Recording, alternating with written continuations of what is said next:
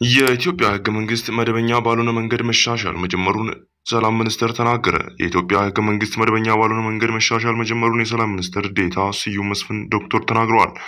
የተወደዳችሁ የሆስ ሚዲያ ዩቲዩብ ቻናል ቤተሰቦቻችን በያላችሁበት የዓለም ክፍል ሁሉ ሰላማችሁ ብዝት ይበል ብለናል።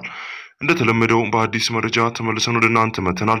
እናንተም እስከ መረጃዎቻችን ፍጻሜ ድረስ አብራችሁን መቆየት የመረጃዎቹ ባለቤት እንድትሆኑ የአክብሮት ግብዣችን ነው። በመረጃዎቻችን የሚኖራችሁን ሀሳብ አስተያየት በሀሳብ አስተያየት መስጫ ቦታ ላይ ብታስቀምጡልን ይደርሰናል። ለቻናላችን አዲስ ከሆኑ ሰብስክራይብ በማድረግ ቤተሰብ ይሁኑ። ቀጣይ ወደ አሰናዳንላችሁ መረጃ አለፍን። በድጋሚ ከሆስ ሚዲያ ዩቲዩብ ቻናል ጋር መልካም ቆይታ። የኢትዮጵያ ሕገ መንግስት መደበኛ ባልሆነ መንገድ መሻሻል መጀመሩን ሰላም ሚኒስቴር ተናገረ። የኢትዮጵያ ሕገ መንግስት መደበኛ ባልሆነ መንገድ መሻሻል መጀመሩን የሰላም ሚኒስቴር ዴኤታ ስዩም መስፍን ተናግረዋል። የፌደራል ሕገ መንግስት ለውጥ ያስፈልገው ይሆን? ከሆነስ የትኞቹ ድንጋጌዎች በሚል የፖሊስ ጥናት ኢንስቲትዩት ጥናት አካሂዷል። የፖሊስ ጥናት ኢንስቲትዩት ባደረገው ጥናት ማብሰሪያ ላይ የሰላም ሚኒስቴር ዴኤታ ስዩም መስፍን ዶክተር ማለት ነው ምንም እንኳን ሕገ መንግስቱ ያልተሻሻለ የሚባል እንጂ የተለያዩ አንቀጾች በአዋጅና በትርጉም እንዲሁም በሌላ መንገድ ተሻሽለዋል ተብሏል። ሕገ መንግስቱ በመደበኛም ይሁን በኢመደበኛ መንገድ እንደሚሻሻል የጠቀሱት ሚኒስትር ዴኤታው ሕገ መንግስቱ ሙሉ ሊሆን እንደማይችል ተናግረዋል። የፌደራሉ አባል ክልሎችን የሚደነግገው አንቀጽ 47 ስለመሻሻሉም ጠቅሰዋል።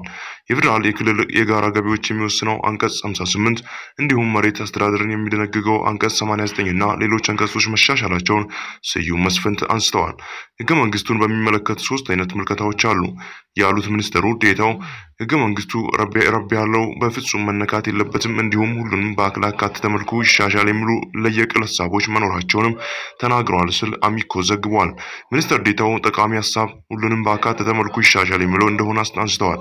ሕገ መንግስቱን ማሻሻል እጅግ አስፈላጊ እንደሆነ ያነሱት ስዩም መስፍን የማይሻሻል ከሆነ ጥያቄ የሚያነሱ አካላት ሙሉ በሙሉ በኃይል የመቀየር እንቅስቃሴና ፍላጎት ሊያሳዩ እንደሚችሉም ገልጸዋል። የተወደዳችሁ የሆስ ሚዲያ ዩቲዩብ ቻናል ቤተሰቦቻችን ለዛሬ ዘንላችሁ የመጠነው መረጃ ይህን ይመስላል። ቀጣይ በሌላ ትኩስና ወቅታዊ መረጃዎች እስክንገናኝ ቸር ሰንብቱ እያልኩ ለቻናላችን አዲስ ከሆኑ ሰብስክራይብ ቪዲዮን ላይክ ማድረግ እንድታጠናቅቁ እየጋበዝኩ ስለ አብሮነታችሁ ከልብ እናመሰግናለን። ጤና ይስጥልን።